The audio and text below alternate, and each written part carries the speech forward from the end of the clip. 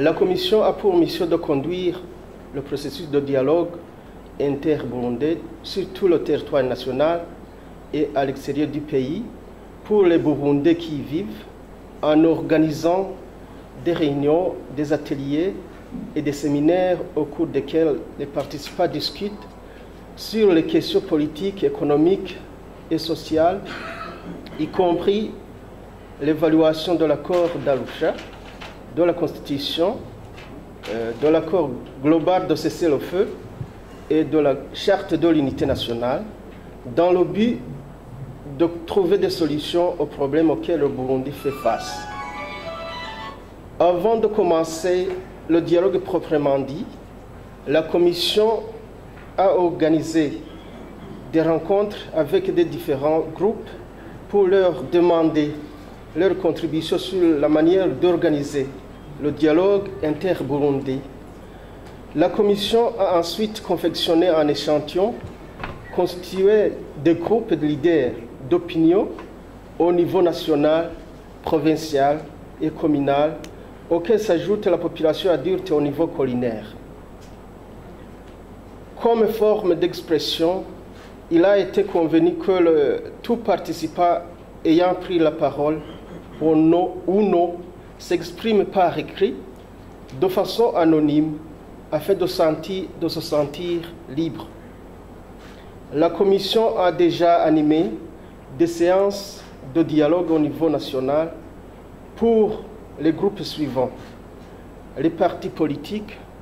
les organisations de la société civile, les confessions religieuses, les associations féminines, les associations des jeunes et les syndicats. La Commission n'est pas encore prête pour présenter les contributions exprimées lors des séances de dialogue déjà animées, car elle n'a pas encore terminé leur dépouillement. Cependant, les principales idées déjà recueillies peuvent être regroupées en 4 secteurs. Concernant la Constitution, la grande majorité des participants au dialogue veulent que le président de la République puisse exercer plus de 2 mandats. La grande majorité des participants veulent également que la Constitution prime sur l'accord d'Arusha. Tous les participants veulent que le Sénat ne comprenne d'anciens présidents de la République qui n'ont pas été élus pour cette Assemblée. Tous les participants veulent que le pouvoir judiciaire soit au même niveau que le législatif et l'exécutif, que l'État mette fin à la violence politique et l'impunité, que soient supprimées les imperfections se trouvant dans la Constitution et que soient corrigées les erreurs se trouvant dans l'accord d'Arusha. Sur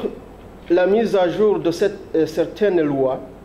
les participants souhaitent l'amendement de la loi régissant les partis politiques pour qu'il n'y en ait plus qui n'existent que par leur dénomination, du code pénal pour mettre fin à l'impunité, du code électoral pour mieux organiser les élections, régissant les organisations de la société civile pour qu'elles se conforment à leur statut, régissant les confessions religieuses pour qu'elles se conforment également à leur statut. Sur l'économie ou le développement, les participants proposent d'instaurer une politique salariale pour que tout le monde ne fasse pas de la politique pour gagner sa vie, de lutter contre le chômage par la réalisation de grands projets de développement, d'utiliser les critères techniques quand il s'agit de recruter pour des postes techniques. Sur l'éducation civique, les participants proposent de renforcer l'éducation civique dans les écoles, enseigner ce qu'est la démocratie, concevoir un enseignement approprié aux jeunes affiliés aux partis politiques, réécrire et enseigner l'histoire du pays. Selon le plan d'action de la Commission,